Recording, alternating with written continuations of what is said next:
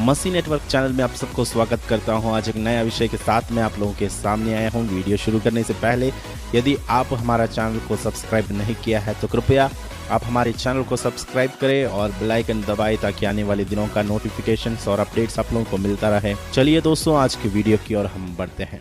प्रियो, आज की वीडियो में मैं एक प्रत्येक विषय आप लोगों के सामने रखना चाहता हूं। आज हम जानेंगे कि विश्वासियों को सपना में जो डरावनी बातें और सांप आदि चीजें जो दिखती है उसका अर्थ क्या होता है।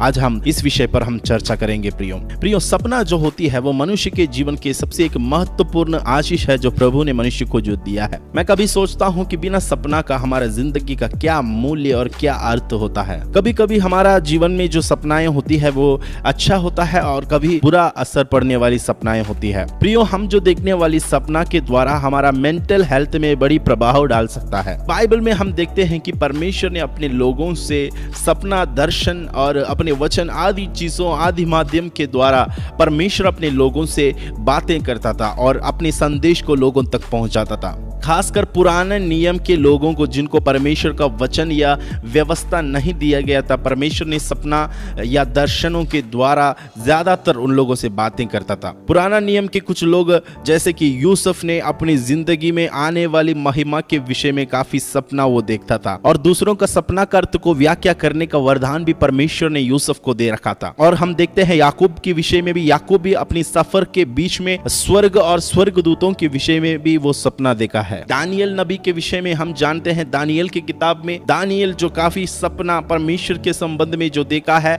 और परमेश्वर ने कुछ संदेश सपना के द्वारा दानियल को जो समझाया गया है। जैसे यूसुफ को सपना व्याख्या करने का वरदान परमेश्वर ने दिया था, वैसे ही वरदान दानियल को भी परमेश्वर ने दे रखा था और कई राजाओं का और प्रधानों का सपना का अर्थ दानियल नबी के द्वारा उसका व्याख्या या उसका खुलासा हो जाता था। प्रियो, नया नियम में भी कम नहीं था, परमेश्वर ने सपना के द्वारा अपनी लोगों से बातें करता था। उदाहरण के लिए पतरस के बारे में हम जानता है, जो प्रेरितों की किताब में पतरस ने भी एक सपना देखा जिसमें शुद्ध और अशुद्ध प्राणियों के विषय में पतरस सपना देखता है, जिसके द्वारा परमेश्वर कुछ संदेश पतरस को समझाना चाह रहा था। ऐसी कई जगहों पर सपना के माध्यम से परमेश्वर ने अपने लोगों से बातें करते आ रहा है। क्या आप जानते हो, सपना के द्वारा कई लोग प्रभु यीशु मसीह को देखा है। खासकर अन्य जातियों में से कई लोग विश्वास में आने का एक वजह, एक रीजन बना है सपना में प्रभु यीशु मसीह को या प्रभु का वचन या आदि चीजों को देखकर भी कई लोग उद्धार पाए हैं और कई लोग विश्वास में भी आए हुए हैं। मगर प्रियो, आज मैं आप लोगों के साथ जो शेयर करने वाली बातें हैं वो एक ऐसी बातें हैं कि जो रेगुलर प्रेयर करने वाली विश्वासियों के जीवन में दिखने वाले कुछ डरावनी या कुछ बुरी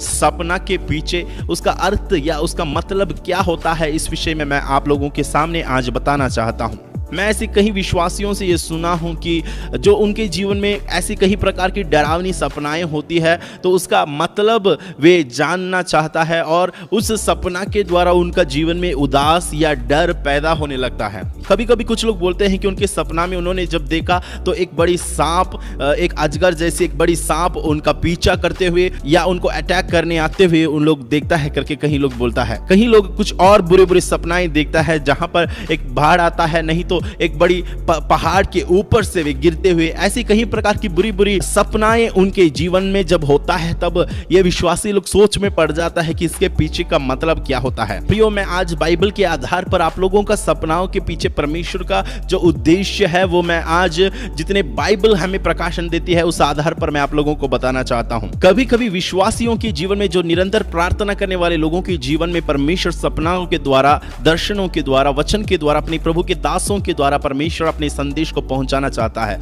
कभी कभी भविष्यवाणियों के द्वारा परमेश्वर इस संदेश उनके जीवन तक पहुंचाता है। जब प्रार्थना करने वाला एक व्यक्ति, एक मनुष्य उनका जीवन में एक ऐसी सपना देखता है जो डरावनी हो, जो उनके जीवन में कोई सांप का अटैक हो, तो यह बात को जरूर वो जानना है कि बाइबल इस विषय में क्या कहती है। प्रियो, हम जानते हैं कि सांप जैसी जीव जंतुओं को बाइबल में शैतान के साथ तुलना किया गया है। हम उत्पत्ति की किताब 3 अध्याय में और प्रकाशित वाक्य 11-12 अध्याय और आदि अध्यायों में हमें ये सब पढ़ने मिलता है कि वहां पर अजगर को, सांप को शैतान करके कहा गया है। कभी कभी परमेश्वर विश्वासियों को सपना के द्वारा कुछ संदेश प्रकट करना चाहता है और पहुंचाना चाहता है। ज्यादातर ऐसी सपनाओं का अर्थ ये होता है कि परमेश्वर हमें एक चेतावनी दे रहा है या परमेश्वर हमारा जीवन के लिए एक वार्निंग दे रहा है कि हमें शैतान कब्जा करने के लिए या शैतान हमें अटैक करने वाला है। शायद हमारी सपना हमारे बारे में हो सकता है, नहीं तो कहीं हमारी पहचान का, नहीं तो हमारे घर की कोई, हमारे मित्रों में कोई किसी को ऐसी सांप अटैक करते हुए हम देखते होंगे। तो प्रियो, इसके द्वारा परमेश्वर आपको यह समझाना चाह रहा है कि वो बंदा,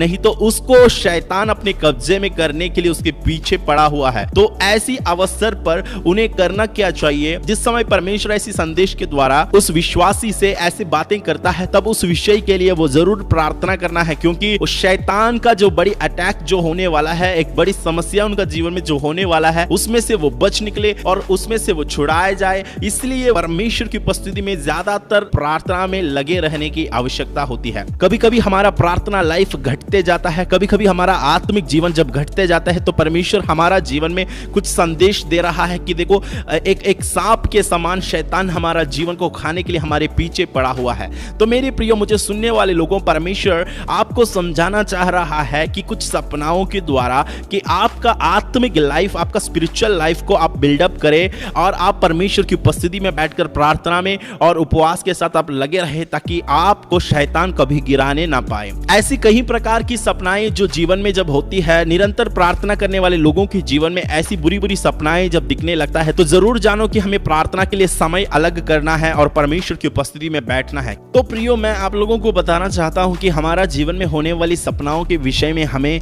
प्रार्थना में लगे रहने के लिए और हमारा आत्मिक जीवन जो गिर गया है उसको खड़ा करने के लिए कभी कभी परमेश्वर याद दिलाता है, नहीं तो किसी और के विषय में जो हमारा घर का हो, हमारा रिश्तेदार का हो, उसके आत्मिक जीवन की बढ़ती के लिए, उनके लिए प्रार्थना करने के लिए परमेश्वर हमें याद दिलाते हुए भी हमारा जीवन में ऐसी सपनाएं हो सकती है। प्रियो, मैं इस विषय निरंतर प्रार्थना करने वाले लोगों के जीवन के आधार पर मैं बता रहा हूं, क्योंकि कई ऐसे लोग हैं जो विश्वासियों में पाए जाता है, जो सांसारिक लोग हैं, उन लोग भी ऐसी कई प्रकार की सपनाएं देखते होंगे, मगर उसमें परमेश्वर से कोई लेन देन नहीं है, क्योंकि उन लोगों को परमेश्वर के साथ कोई लेन देन नहीं, इसलिए परमेश्वर का उन गहरी बातें उनके साथ प्रकट करने की आवश्यकता नहीं। तो आप जो आत्मिक है, आपको परमेश्वर इसलिए यह बात को समझा रहा है क्योंकि आप उसकी गहराइयों को समझकर उस विषय को बड़ी गंभीरता से लेकर आप प्रार्थना में लगे रहे, इसलिए परमेश्वर ने आपको उस सपना आपका जीवन में प्रकट किया है। प्रियो, ये हमें बाइबल से मिलने वाली एक ऐसी संदेश है जो मैंने आप लोगों के सामने जो रखा।